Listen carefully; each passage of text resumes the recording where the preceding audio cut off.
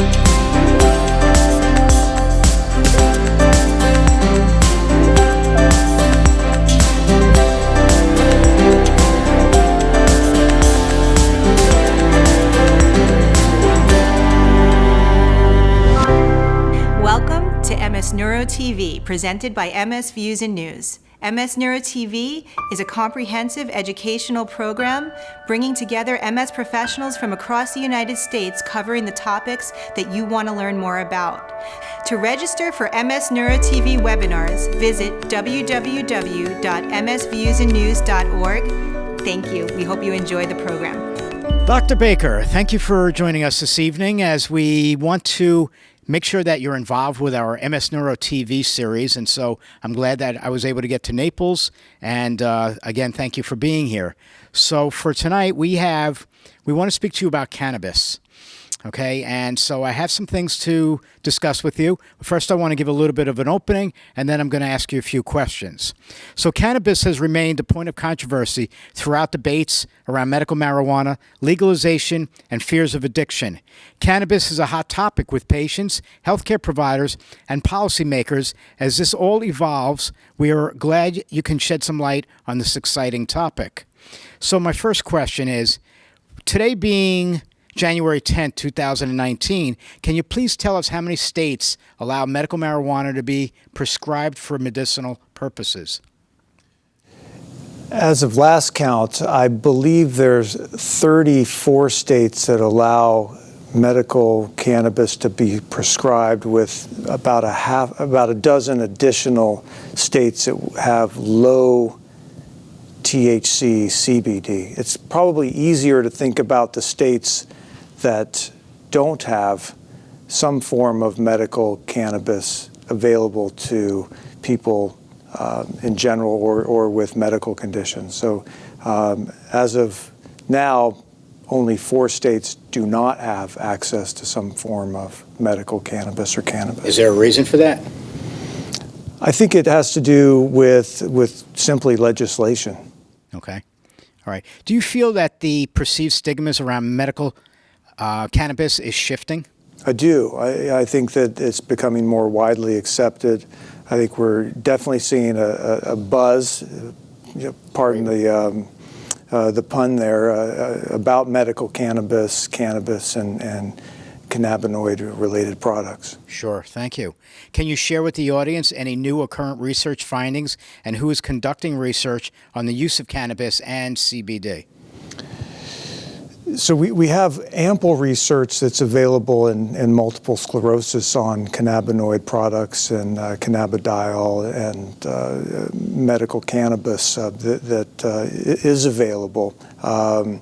There are over 40 current clinical trials that are listed in clinicaltrials.gov that is governed or evaluated by the National Institute of Health and the FDA.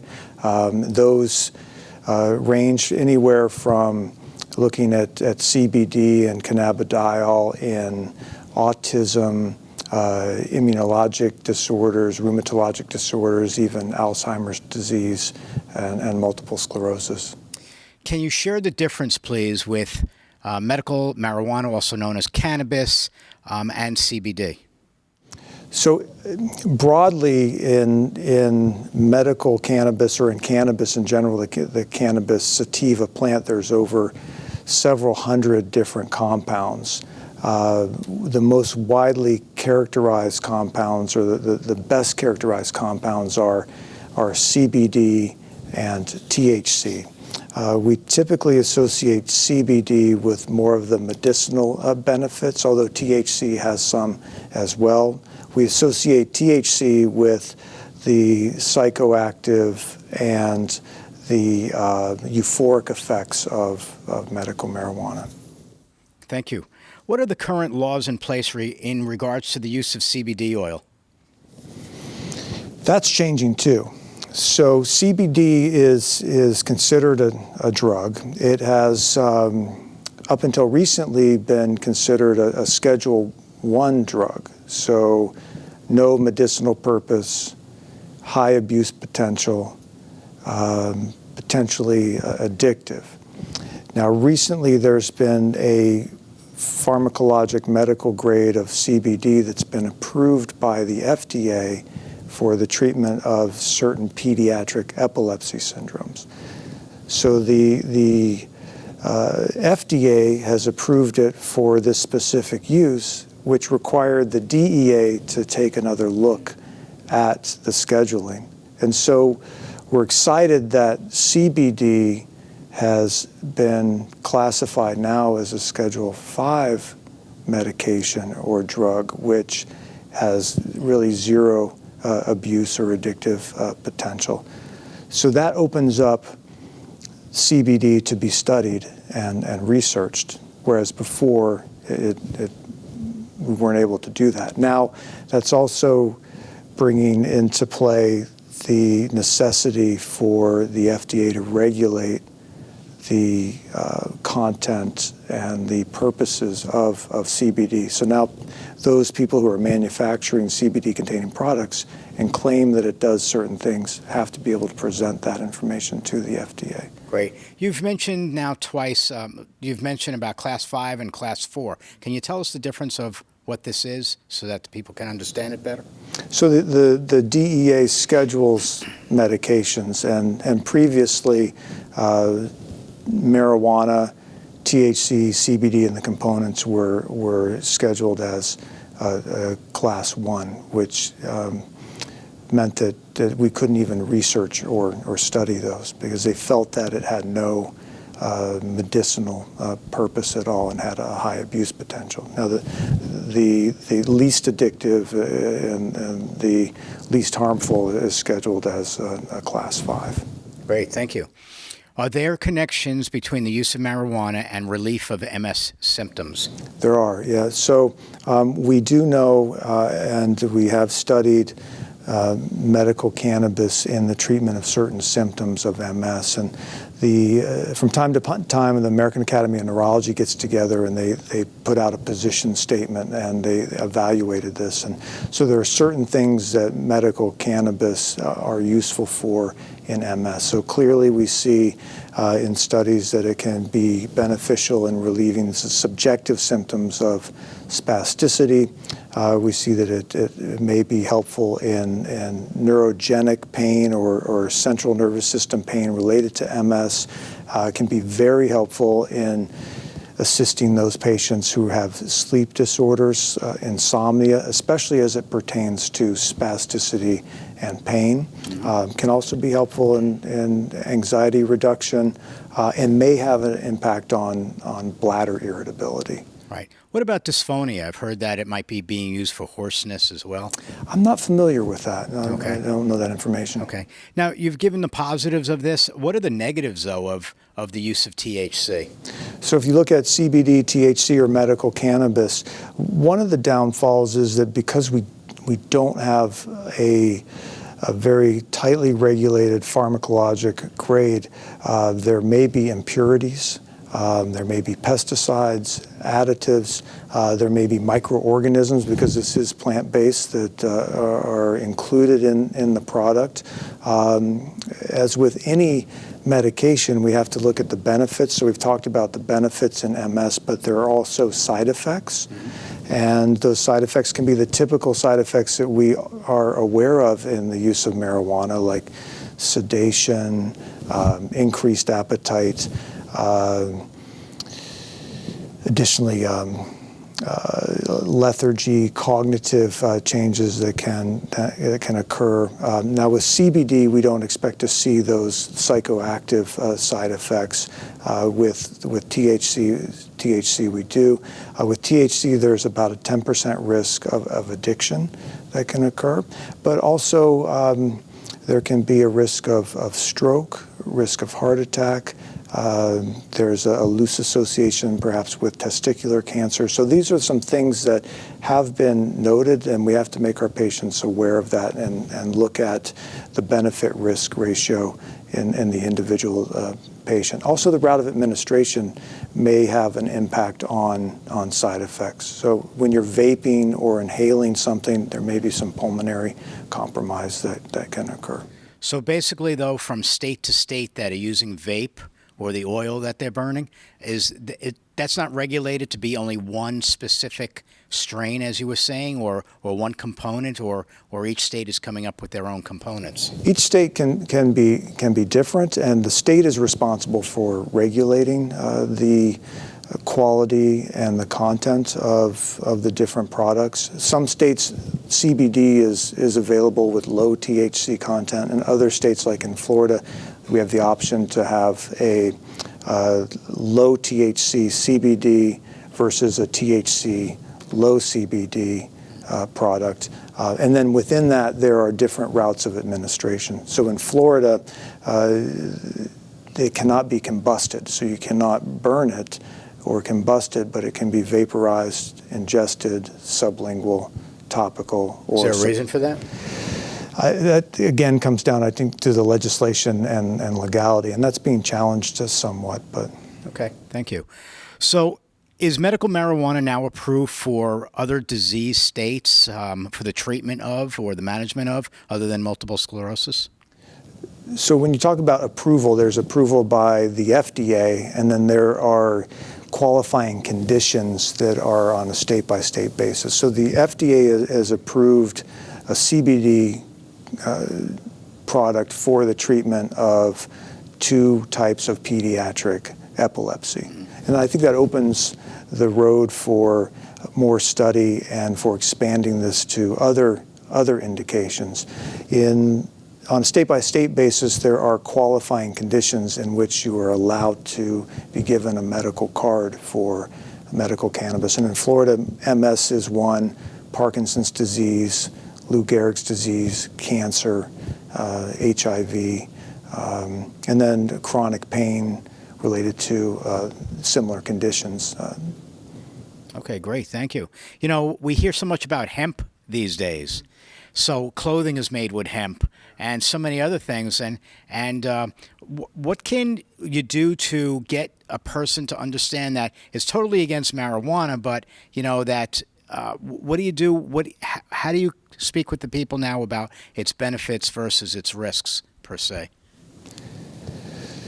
So hemp is it's all the kind of the same plant, really. So we really should talk about the cannabis sativa plant, and it can be genetically engineered to have a low THC component or a higher THC component, and different parts of the plant have different chemicals in it and have different purposes.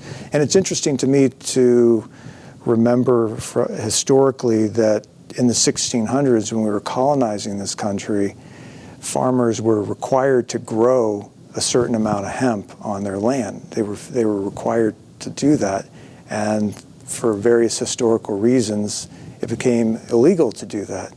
Now, more recently, the 2018 Farm Bill was signed, which now allows for farmers to grow hemp out in the open, and it just has to have a lower percentage of THC, such that CBD now can be produced. Right. Okay. Well, thank you very much for being here. Oh, thank you. I hope I've been helpful. Thank you for talking with me. Many people will learn from this. All right. Thank you. All right. Good night. And for everybody that's watching MS Neuro TV, we appreciate that you're here and that you can enjoy and be with us each and every month. Thank you.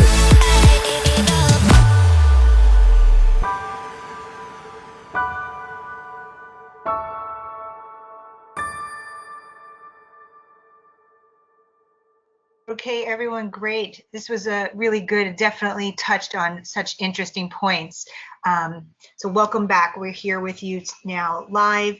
And now is your time to start typing in your questions for Dr. Baker. Remember, only I can see your questions, and I will be relaying them to Dr. Baker in the order that they are received.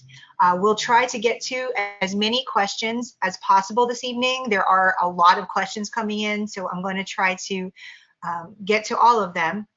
And also, please remember that no question is silly or is, that shouldn't be asked. All questions, are truly an opportunity to learn, not only for yourself, but for the hundreds of people tonight who are watching and listening along and might be wondering the same thing. So the only thing we ask is that you try to keep your questions related to tonight's topic, which is cannabis and MS. And also please know that we cannot comment or offer any specific personal medical advice or recommendations through this platform, okay? And so now I'm going to introduce Dr. Matthew Baker, and he will be with us for these questions and answers. Welcome, Dr. Baker. Thank you, Jennifer. I'm typing my question right now, which is, what was Dr. Baker thinking wearing polka dots and plaid? Whoever thought that was a good combination, his stylist should be fired. So that should be our first question. Okay. We think it's a good look, and you've broken the record tonight on how many people have joined our MS Neuro TV series, so it must be working. Okay. Well, there sure is a lot of interest in this topic, so and thank you for putting this on tonight. Absolutely. Thanks for being with us. I'm going to just give me a chance to read. We've got a lot of different questions coming in. So I'm going to start with our first question here. Could cannabis oil help people with MS who have balance issues? That's an interesting question. So I think it depends on the cause of the balance issues. And so if you think about walking in balance with MS, there are a few reasons why walking might be impacted. So in one respect, it could be impacted because of spasticity and tightness in the legs and trunk. Right. And that would be a situation in which we recognize that cannabis, medical cannabis, or cannabis-related products may have some benefit in reducing that spasticity. Now, there can be imbalance and unsteadiness from loss of sensation and loss of position sensation. There's no evidence that I'm aware of that cannabis would help with that particular symptom. There's also a situation in which tremors or incoordination can impact balance and steadiness, and probably cannabis does not help with tremors from MS. Now, if there's pain associated with walking that creates more walking and balance problems, it may be a benefit. Now, the flip side to that is that when we prescribe in Florida, or we not prescribe, but we recommend for patients to have medical cannabis, we always caution them that sometimes, like with other muscle relaxers like tizanidine, baclofen, we can overshoot and cause a loosening of the muscles that can create weakness and more balance problems. So it's very similar to when a MS doctor prescribes a muscle relaxer for spasticity to help with walking, and we overshoot and someone has too much muscle relaxation, and that impairs their walking. So I hope that answers that question. It's a long-winded answer, but I think it depends on the reason for the balance and unsteadiness that cannabis may or may not be helpful. Yeah, no, it's a great answer, and it actually leads into the next question, which is, you mentioned that maybe overshooting with different medications. This question is, could cannabis work well in combination with MS medications, or have like a counter response? And I don't know, if you're talking about disease modifying medications or symptom management medications, but. Yeah, so let me address sort of the disease modifying aspect of it. There's, cannabis and cannabinoid products have some effect on the immune system. So there are certain receptors in the body that interact with what we call endogenous cannabinoids, which our body produces, and also exogenous or cannabinoids that we take outside our body. And there's two main receptors. We call those CB1 receptors and CB2 receptors.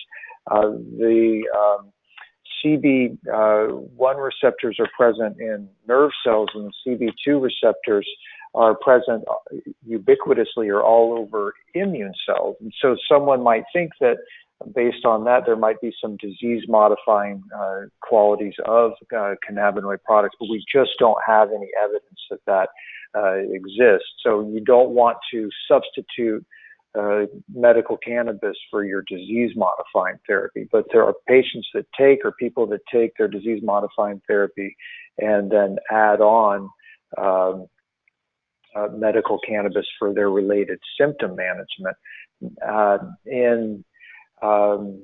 In certain parts of the world, not in the United States, but in certain countries, there's a combination medication in a 1-to-1 ratio of CBD to THC, which is indicated for add-on therapy for spasticity. So you're taking your current muscle relaxer for spasticity, and then you need something more because it's just not cutting it.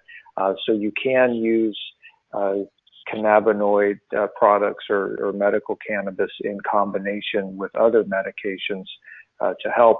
Now, the caveat there is that there can be an additive effect with medical cannabis. So if you're on medicines that already make you sleepy, if you add something else that's going to possibly increase sleepiness, there may be more side effects.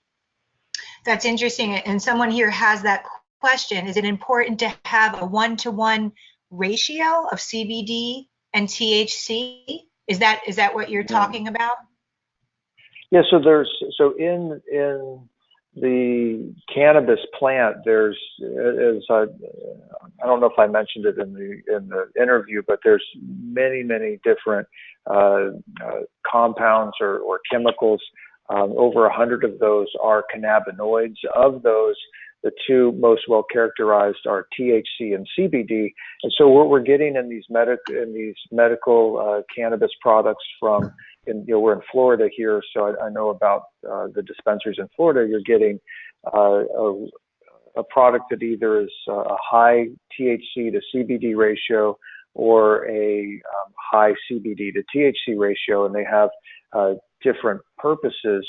But the one that's most characterized for spasticity is about a 1-to-1 ratio, and the dispensaries in Florida do make products that approximate that 1-to-1 ratio. I see. Somebody is asking, and I don't know what state they live in, but their CVS pharmacy now sells CBD oil, and they're asking, is it safe to buy it there, or should they go to a dispensary? So there are products that are that have CBD that are made from the hemp plant, and so this has either no or very undetectable level of there's no THC in those. So in order to get it from a dispensary, you have to, at least in Florida, you have to be certified by a doctor who has done the coursework, a physician who's done the coursework to be able to certify patients to receive medical cannabis. So there are a lot of products out there that are CBD derived, and we're going to be seeing more of those, and then probably more regulation of those. But I can't really comment on what CVS has. I haven't really looked at it. Okay, thank you. And in regards to I guess urinary issues, does CBD help? Does it cause retention? What is the relationship there? There's some literature that suggests that medical cannabis products may help with urinary frequency and urgency. So that's one of the symptoms that we believe that medical cannabis will help in patients who have multiple sclerosis. Okay, great, thank you. And how does CBD and THC affect sex drive? Oh, that's a great question. I really don't know. I don't think CBD has any effects on libido or sex drive. THC, I think it can probably go either way. It depends on the individual. But I don't have good data on that. I can't really tell you. Thank you. But it's interesting that how people are thinking about a lot of different things, and That's right. Yeah. Let me see what else we have here. I guess we could kind of go back anecdotally to the 1960s and the summer of love, and so I imagine some of us are products of increased sex drive with cannabis. That could be, yes. Let me see here. So someone's asking if there's been any studies that look at a relationship between specifically MS and different strands like sativa, or I guess it's indica, or hybrids. Mm-hmm. Is there anything specific that has been looked at that you know of? Not specifically that I've looked at, and so that's a real dilemma in using medical cannabis for MS-related symptoms or other medical conditions. So just so everyone's on the same page, we have CBD and then we have THC, and these are derived from the cannabis plant, and then under that we have different strains. So we have cannabis sativa and cannabis indica. And then under that, there are different variants that the growers and dispensaries have, and they all have these funny names like 9-pound hammer or kamikaze, or they're very creative. But there's probably some subtle differences in the chemical makeup of these that have different effects in different people. So, for instance, one of the, in a broad sense, the sativa might be a little more activating and useful during the daytime, whereas indica might be more sleep promoting and sedating. Right. Okay. So yeah, and somebody's asking about CBD and its effects on fatigue. So CBD itself should not have any effects on fatigue level. So THC containing components will probably be more sedating and might exacerbate or worsen fatigue. Okay. Now, having said that, one of the best treatments for fatigue is to get a good restful night's sleep. So if your sleep is interrupted due to spasticity, pain, bladder frequency, and you've tried other things and it's just not working, medical cannabis helps you get a restful sleep, your fatigue level may be improved during the day because you're managing your other symptoms more efficiently and effectively. Right. That's great. Thank you. I also have someone asking, could cannabis cause cognitive decline in MS patients, or if people are struggling with cognitive issues, is it recommended? So it can, and there have been some studies that looking at recreational street cannabis, and it's clear that in those patients that have some cognitive dysfunction, it may exacerbate or worsen those cognitive changes. Now, the studies aren't there looking at everything that we have now available and comparing that to people who aren't using medical cannabis and people who have some compromise to begin with, and then people who may not have compromise evidence. So we need to get more information on that. But in MS, the processing of cognition is a little bit slower. There is cognitive slowing. So if you're taking a product or medicinal or otherwise that is known to slow cognition somewhat, you can imagine that it may aggravate or exacerbate that. Okay, great. Thank you.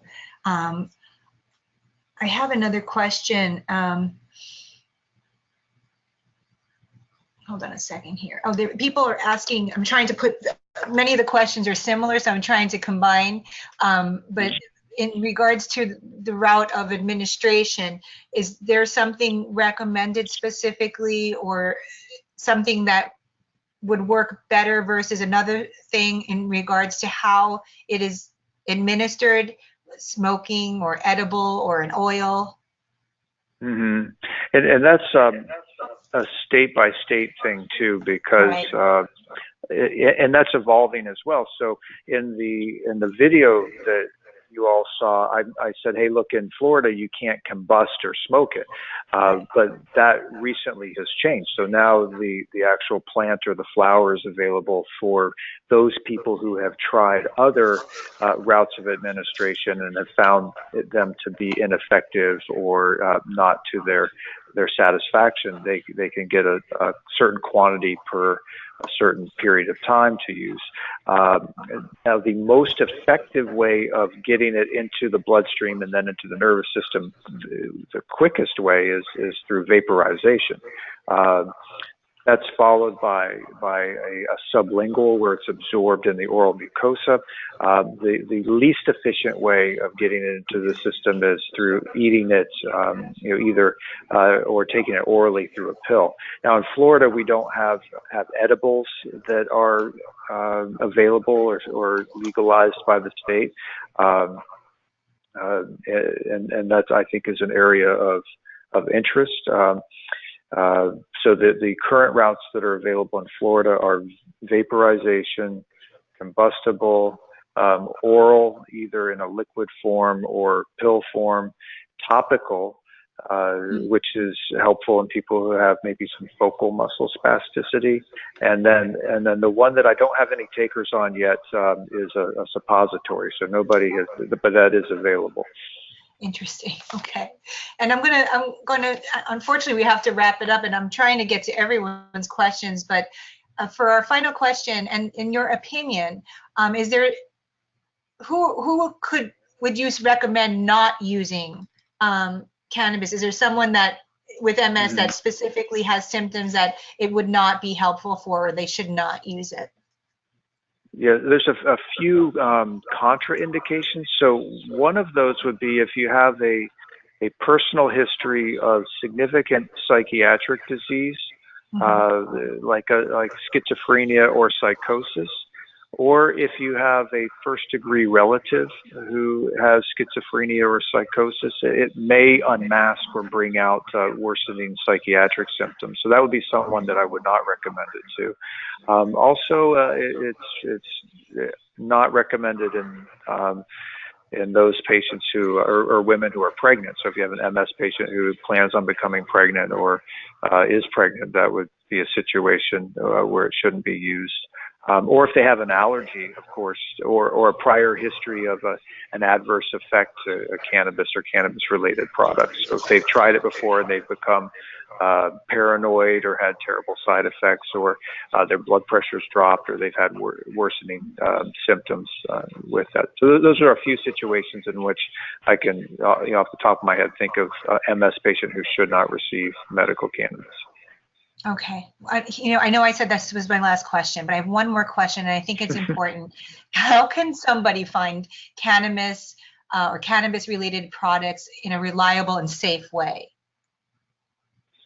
So the first step would be to have a sit-down talk with your MS specialist, and if you live in a state where cannabis or medical cannabis is legalized by the state, then and MS is one of the qualifying conditions, and you can have an open discussion with your treating neurologist and talk about what your goals are for treatment and what you're looking to get out of that via symptom relief, and also talk about what the potential adverse effects might be, and then go through the proper channels and then go to one of the approved dispensaries in your state. All right, Dr. Baker, we thank you so much for being with us tonight. This was incredibly helpful. I think you answered a lot of questions that people really did not understand or know the answers to, and we're really grateful that you were able to share this with us tonight. Well, thank you, and thanks to MS News and Views for putting this on, and for the sponsors and providing the financial support to make this available to all of those who live with MS. Yes, absolutely. Thank you. And we'd like to also thank everyone that's listening tonight, and everyone who was actively participating, writing in your thoughts, and becoming part of this conversation. I think it's important that the MS community stays informed, and that's what you guys are all doing. We had almost 900 people register for this program this evening, and that's impressive. And so bravo to all of you who are online tonight and are staying engaged and informed and active in your quest for wellness while you're living with MS. So in conclusion, we would appreciate also if you stay on the line. You're going to get a quick 1-minute survey that will appear once this webinar finishes.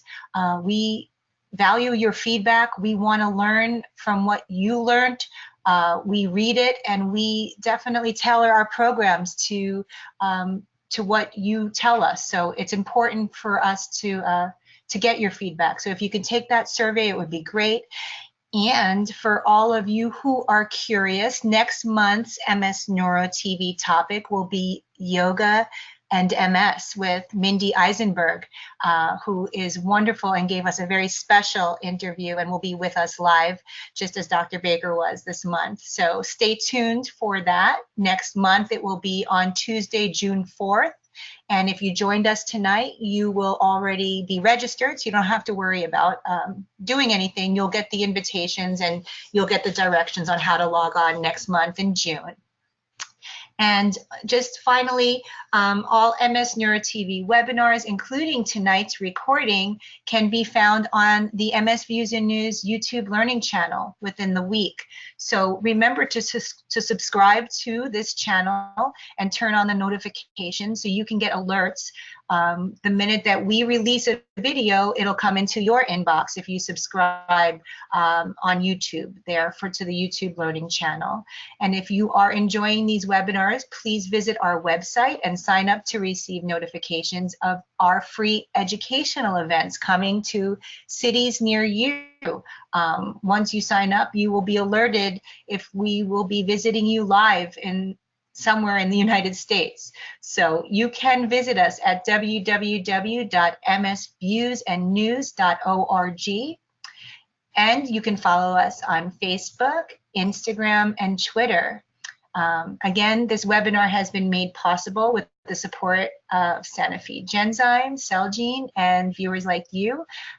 Thank you again for joining us.